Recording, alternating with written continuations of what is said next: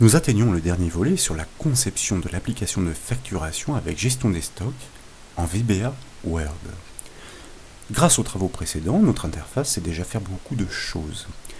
Elle questionne la base de données Access à l'ouverture du document pour remplir une liste déroulante des références à acheter.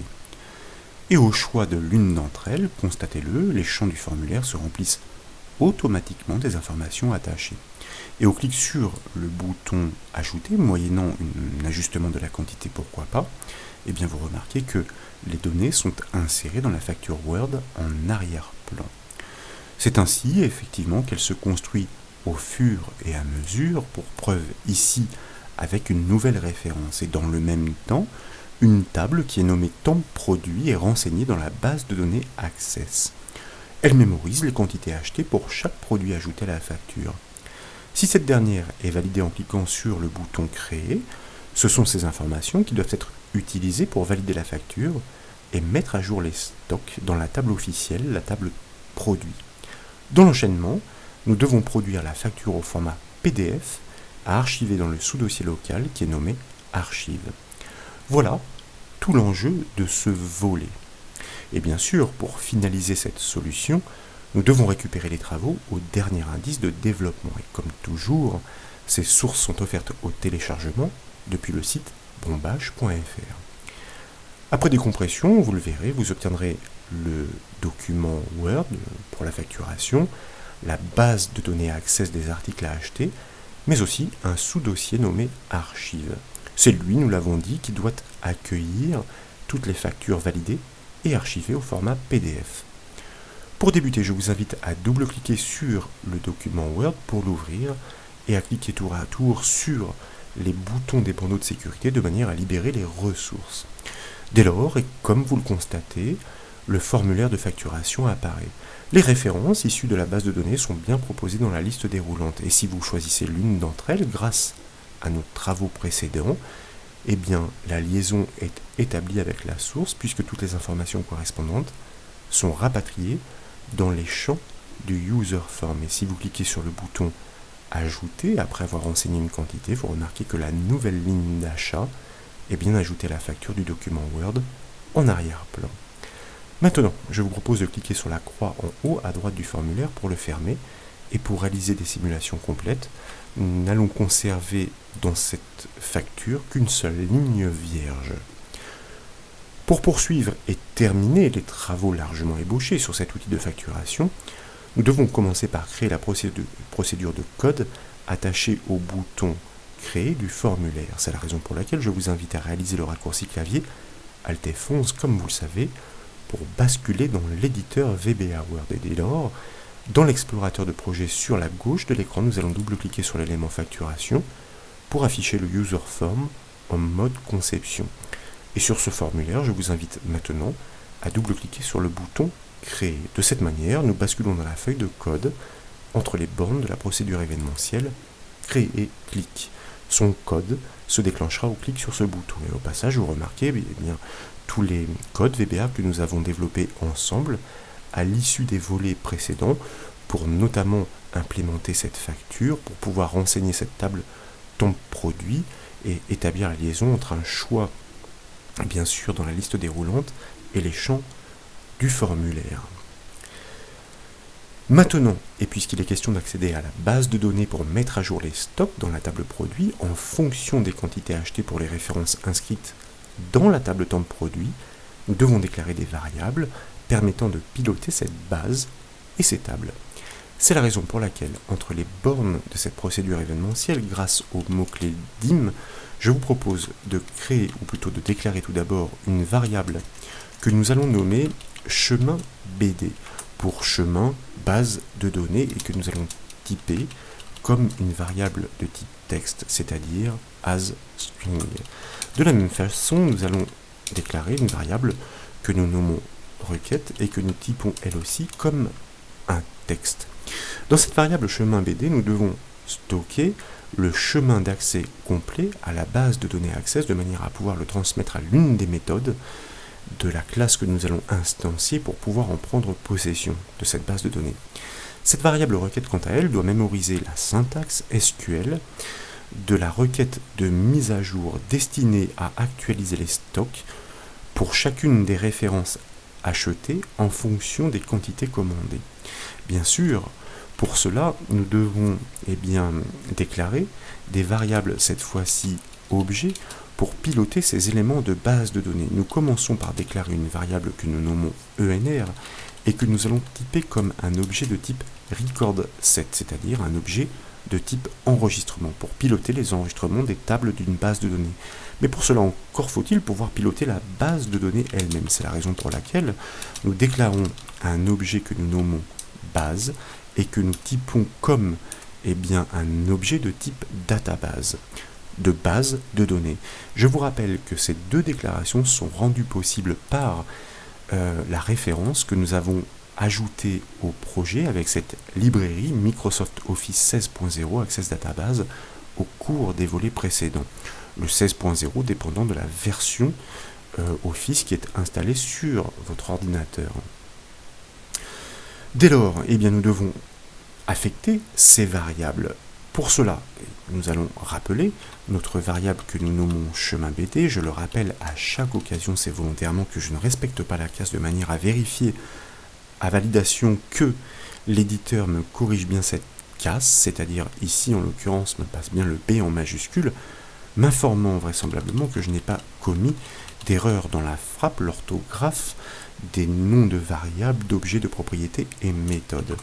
Pour affecter donc cette variable, nous allons exploiter notre objet thisDocument avec sa propriété path qui renvoie le chemin d'accès complet jusqu'à l'application en cours, c'est-à-dire jusqu'au document Word, puisque notre base de données qui se nomme article.accdb est située dans le même dossier, nous le reconstaterons.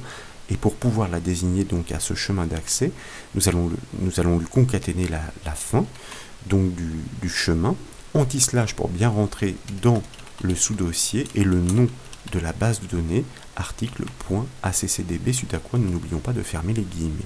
Pour preuve, vous voyez qu'effectivement, à côté de ce document Word, nous avons bien notre base de données qui se nomme article.accdb. Ensuite, il est question d'instancier cette classe permettant d'hériter des propriétés et méthodes pour piloter ces éléments de base de données. C'est la raison pour laquelle nous exploitons notre mot-clé set sur notre objet, notre variable objet base, avec un objet qui se nomme dbEngine, entendez moteur de base de données, qui propose une méthode désormais grâce à cette référence ajoutée, cette librairie ajoutée en référence, Open Database, à laquelle nous devons spécifier le chemin d'accès, alors pas entre double cote ici, puisque en l'occurrence, nous avons stocké ce chemin d'accès en variable. Donc, nous venons d'instancier cette classe grâce à cette méthode OpenDatabase de l'objet dbEngine en lui précisant le chemin d'accès à la base de données. Dès lors, notre objet base hérite des propriétés et méthodes pour pouvoir piloter les éléments de cette base de données. Et pour preuve, nous allons justement pouvoir agir directement sur les enregistrements de cette base de données grâce à notre objet base, comme vous le constatez, qui désormais, lorsque nous tapons un point, déclenche la liste IntelliSense de ses propriétés et méthodes. Et celle qui nous intéresse ici se nomme OpenRecordSet pour pouvoir accéder à des enregistrements de tables, de requêtes, en l'occurrence ici très précis, ceux de la table temps produit, cette table dans laquelle sont stockés temporairement tous les articles ajoutés à la facture en cours avec les quantités achetées. Une simple requête sélection fera l'affaire avec une syntaxe SQL, select étoile, nous prenons tous les champs, en l'occurrence il n'y en a que deux ici, la référence et la quantité. À partir de la table, nous l'avons dit, qui se nomme temp produit, donc sans faire de faute de frappe, c'est-à-dire en respectant bien les caractères du nom complet de cette table. Et ensuite, nous devons définir de quelle manière nous accédons à ces enregistrements. Cette valeur de paramètre ne s'invente pas, mais elle est renseignée par l'aide en ligne de Microsoft Office, DB Open Dynasset, pour y accéder de façon dynamique afin de pouvoir les questionner. Nous réceptionnons donc tous les enregistrements avec tous les champs de cette table temps produit. Et pour passer en revue ces enregistrements de cette table, donc tour à tour, nous avons besoin d'une boucle particulière. Il s'agit d'une boucle do loop. Son rôle est de poursuivre son traitement tant que la dernière ligne de la table n'est pas atteinte. On l'utilise conventionnellement aussi dans le cas des fichiers à accès séquentiel pour parcourir toutes les lignes de texte une à une. Mais avant cela, nous devons placer le pointeur de lecture sur le premier enregistrement grâce à la méthode moveFirst de l'objet ENR qui désormais a été affecté. Comme vous pouvez le voir, ENR.moveFirst, qui est une méthode qui porte bien son nom, pour placer ce fameux pointeur sur le tout premier enregistrement de manière à réceptionner la première référence et sa quantité achetée. Dès lors, nous pouvons initialiser notre boucle do loop comme nous le disions. Celle-ci doit poursuivre son traitement jusqu'à ce que le dernier enregistrement soit atteint, tant que le dernier enregistrement n'est pas atteint, until ENR, de nouveau notre objet ENR, qui propose une propriété qui se nomme EOF, qui est la contraction de l'expression end of file pour fin du fichier, en l'occurrence ici, comprenez, jusqu'au dernier enregistrement, la dernière ligne. Et dans cette boucle, il va s'agir de ne pas oublier de déplacer le pointeur de lecture sur l'enregistrement suivant après chaque traitement. Le cas échéant, elle tournera sur elle-même sans ne jamais s'arrêter puisque figée sur le premier enregistrement. Nous arrivons donc à l'étape cruciale. À chaque passage, nous devons prélever la quantité achetée pour la référence en cours de lecture dans cette table temps produit. Et grâce à cette référence, nous devons exercer une clause where sur la table produit. C'est ainsi que nous isolerons la ligne de l'article à actualiser dans une requête update. C'est la raison pour laquelle cette fois nous appelons notre variable requête que nous avions prévue à cet effet. Elle doit mémoriser cette syntaxe SQL de mise à jour que nous exécuterons ensuite. Il s'agit donc d'une requête update. Toutes ces syntaxes que nous avons largement développées et commentées ensemble, notamment au cours des formations VBA Access.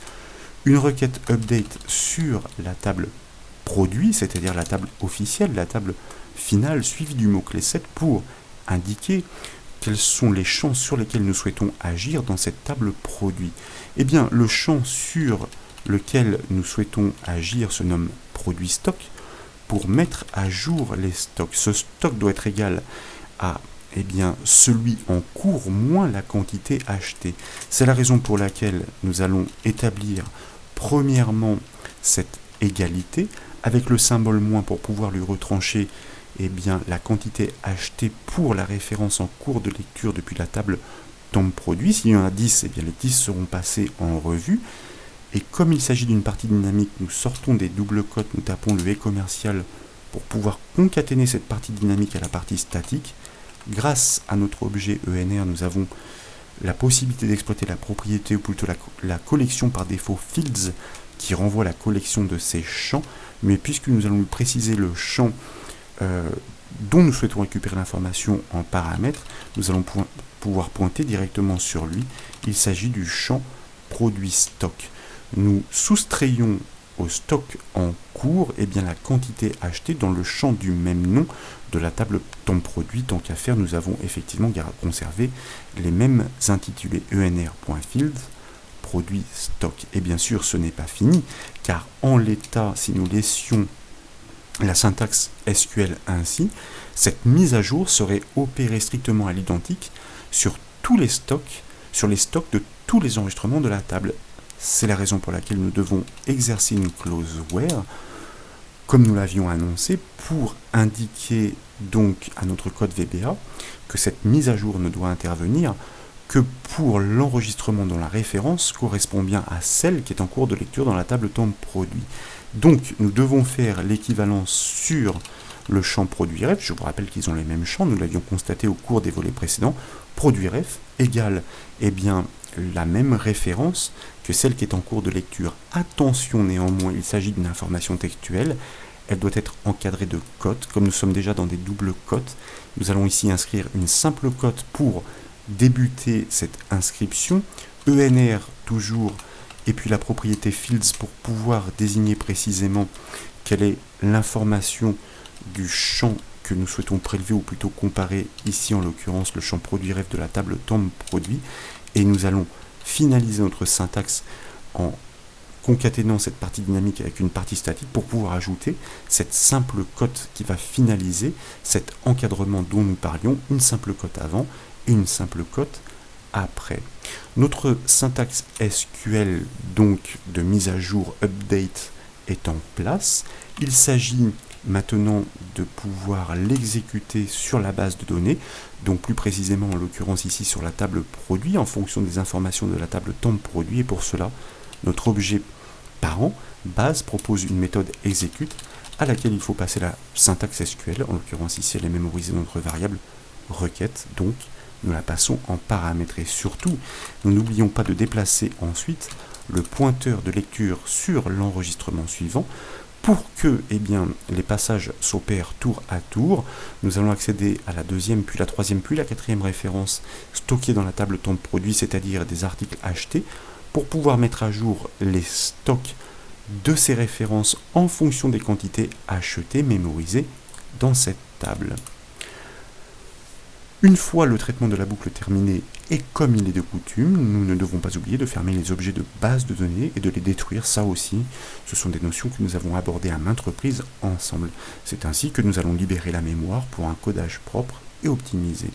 Donc nous allons exploiter tout simplement la méthode close de nos objets ENR et base. Et puis, pour pouvoir les détruire, nous allons les réinitialiser grâce à notre mot-clé set sur la valeur nothing. C'est ainsi qu'ils vont disparaître de la mémoire. C'est le garbage collector qui va se déclencher de manière à pouvoir les purger. Set ENR égale nothing et cette base égale nothing. Il est donc temps de tester ce code et de constater que la mise à jour des stocks s'opère parfaitement. C'est pourquoi je vous propose d'enregistrer les modifications, puis d'exécuter ce code avec la touche F5 du clavier, sur le formulaire de choisir une référence avec la liste déroulante, de définir une quantité, par exemple 2, vous voyez que la quantité en stock est de 13, donc il ne devrait en rester plus que 11, nous cliquons sur le bouton Ajouter, nous allons réitérer le processus avec d'autres références. Ici, le 5002 GLM42, nous allons en acheter cette fois-ci seulement une unité et nous allons nous placer un peu plus loin pour trouver peut-être des articles un peu moins chers, ce qui nous permettrait ici de multiplier, pourquoi pas, les quantités comme celui-ci, 3 unités à acheter, nous ajoutons de 6, donc nous devrions passer à 3 et vous voyez qu'en arrière-plan, la facture s'implémente parfaitement. Donc, tout d'abord, avant de procéder, si vous ouvrez la base de données Access et que vous cliquez sur la table, double-cliquez sur la table temp produit, vous remarquez que nos références sont bien ajoutées dans cette table temporaire avec les quantités que nous venons de mentionner. Je vous rappelle que cette table temp produit est purgée à chaque ouverture de notre modèle de facturation VBA Word. Et pour pouvoir constater la mise à jour, nous pouvons ouvrir notre table produit. Pour cette référence 42, nous sommes à 13. Nous devrions passer à 11. Pour l'autre référence qui est la 5002 en 42, donc elle est un peu plus loin, elle est ici. Donc nous sommes à 6 et nous devrions donc passer à 5. Et pour la ERA 011412, alors il va falloir descendre un peu plus loin par ordre alphabétique, c'est-à-dire celle-ci, nous sommes à 6, et nous l'avions annoncé, nous devrions passer à 3. Il s'agit de ne pas conserver ces objets Access ouverts en mode exclusif pour pouvoir procéder, car en général ce traitement se passe en arrière-plan, de manière à revenir sur notre modèle de facturation, et à valider la création de la facture en cliquant sur le bouton Créer. Dès lors, si vous ouvrez de nouveau cette table Access, en l'occurrence moi je ne l'avais pas fermée, vous remarquez en l'occurrence pour la première de ces références que le stock a parfaitement été mis à jour de 13 à 11. Pour la deuxième, alors je ne sais pas pourquoi je n'en ai pas gardé la mémoire, 5002 GLM42, nous allons revenir sur notre table produit, donc la GLM42, nous sommes bien passés de 6 à 5, et pour la dernière, c'est-à-dire celle-ci, nous devrions être à 3, c'est ce que nous allons constater ici. Alors, ce n'est pas celle-ci, c'est la 114.12, donc nous allons revenir dessus, effectivement, je m'étais arrêté un cran trop haut, nous sommes bien passés de 6 unités à 3 unités, il y a donc une mise à jour des stocks qui s'est opérée parfaitement en arrière-plan grâce à une validation de la facture depuis notre formulaire VBA Word. Cependant, pour parfaire cette solution, nous devons éditer la facture au format PDF, nous l'avons dit, nous devons la stocker dans le sous-dossier archive. Suite à cela, nous n'aurons plus qu'à commander la fermeture du document Word sans l'enregistrer pour préserver le modèle intact. C'est la raison pour laquelle tout d'abord je vous propose de revenir sur le modèle de facturation, de fermer ce formulaire, et puis pour pouvoir réaliser une nouvelle simulation ici, de supprimer le contenu, car à l'avenir, eh bien, il ne sera jamais conservé, avec une seule ligne vierge, et de revenir dans l'éditeur VBA Word entre les bornes de la procédure créer et clic pour ajouter les deux instructions qui nous manquent avec notre objet Active Document qui propose une méthode qui se nomme Export as Fixed Format, c'est-à-dire dans un format bien défini, en l'occurrence celui qui nous intéresse ici est le format PDF, et il s'agit de renseigner tout d'abord le nom du fichier complet, c'est-à-dire avec son chemin d'accès en premier paramètre, et pour cela, eh bien, nous allons leur attribuer à chacune de ces factures des noms uniques pour qu'elles ne se recoupent pas, en nous basant sur la date en cours qui descend jusqu'à la précision de l'heure. thisdocument.path, propriété qui permet de descendre jusqu'au dossier de l'application en cours. Et dans ce dossier, nous devons accéder au sous-dossier, je vous le rappelle, qui se nomme archive. Donc anti-slash, sous-dossier archive, anti-slash pour pouvoir bien entrer dans ce sous-dossier archive. Nous tapons le mot-clé facture pour pouvoir donner un préfixe, on va dire identique, à chacun de ces noms. Et c'est là que nous allons ajouter un suffixe qui va être unique, qui va être basé sur l'information de temps renvoyée par la fonction VBA now. Mais comme il y a des informations sur la date avec des slash et sur l'heure avec le symbole de point, il s'agit de caractères qui ne peuvent pas être utilisés pour la plupart dans les noms de fichiers. C'est la raison pour laquelle nous allons procéder à une imbrication en cascade. Décidément, je m'empresse grâce à la fonction replace que nous allons imbriquer à 3 reprises, comme c'est le cas ici sur cette fonction now, qui, je vous le rappelle, renvoie l'information précisément sur la date en cours jusqu'à l'heure en cours, pour pouvoir lui dire premièrement donc que nous allons remplacer ici le slash par un tiret qui est beaucoup plus conventionnel dans un nom de fichier. Là, nous fermons la parenthèse de notre troisième fonction replace pour entrer dans les arguments de notre deuxième fonction replace qui va agir sur cette information de date déjà transformée de manière à pouvoir remplacer cette fois-ci le symbole de point, là encore par un tiret. Nous fermons la parenthèse de notre deuxième fonction replace, si bien que nous sommes de retour dans les arguments de la première, celle qui encadre les deux autres, et cette fois pour remplacer tous les espaces qui ne sont pas très bien vus dans les noms de fichiers, une fois encore par un tiret. Mais ce n'est pas tout, bien sûr, puisque à ce nom, avec ce préfixe fixe, facture et cette information de date retravaillée, nous devons ajouter une extension. Quelle est-elle? Naturellement, il s'agit de l'extension PDF. Nous la concaténons donc, et commercial PDF entre guillemets. Et bien sûr, nous n'oublions pas de définir quel est le format de sortie, virgule, vous voyez qu'IntelliSense se déclenche. Il s'agit de la valeur WD export format PDF pour créer un fichier au format PDF.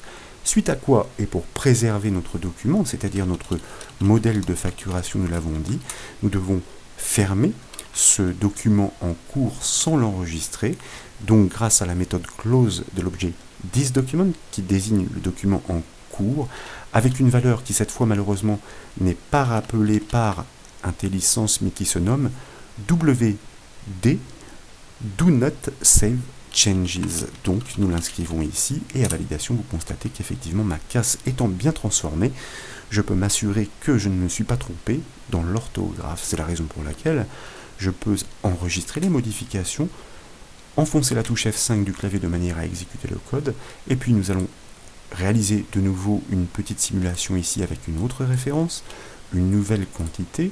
Nous allons choisir une deuxième référence, nous conservons la quantité en cours, nous allons descendre un peu plus bas pour ajouter une troisième référence et pourquoi pas une dernière référence ici avec 4 unités achetées, pourquoi pas, et un total hors taxe qui s'élève à 176 €.